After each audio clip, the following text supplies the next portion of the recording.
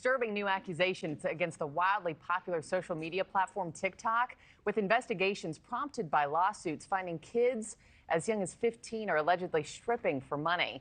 NewsNation's Elizabeth Pran joining us now with that. Elizabeth, investigators say that's not the only way app executives have been prioritizing profit over safety.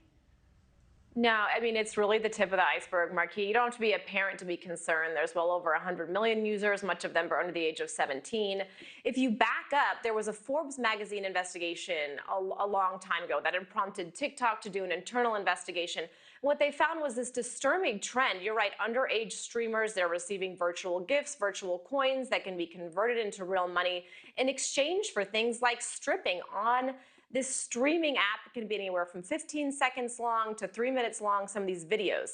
But that's not all. Some of these secret, some of them partially redacted documents, they were uncovered, reported by NPR and Kentucky Public Radio, showed that TikTok executives knew what was going on. There was a 2-year investigation. Multiple states' attorney generals have now filed suit. In fact, 14 of them. The claims that they have in this investigation, that they know how long it takes for kids to get addicted, as little as 30 minutes. It sounds like a long time, but it's not hard to get on this app for 30 minutes, right? Prioritizes beautiful faces, according to these documents. So the algorithm will essentially weed out what they deem as to be non-attractive.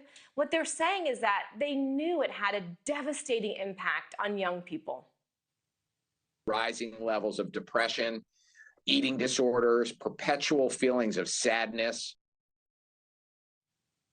What they're saying is that some of the executives behind closed doors at TikTok knew that it was preventing kids from eating, from sleeping, from moving around a room, even preventing them from making eye contact in real-world situations, Markie. I know you're a mom, too. It just makes me sick to think about. How's TikTok responding to these allegations, Elizabeth?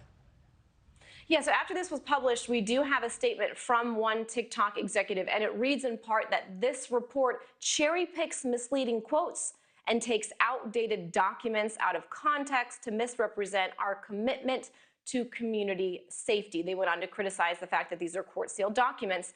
But after the NPR report, the federal government is now getting involved. It's not just one side. This is bipartisan. So you have Democratic Senator Richard Blumenthal, Republican Senator Marsha Blackburn.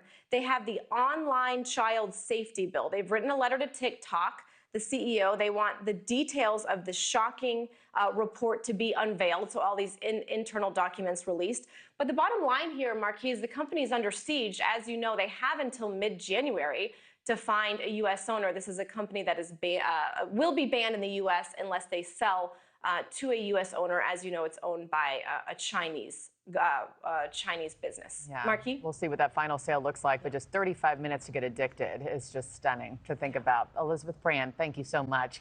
Thanks for watching, everybody. Go to joinnn.com to find NewsNation on your television provider. Also, don't forget to click that red subscribe button below to get more of NewsNation's fact-driven, unbiased coverage.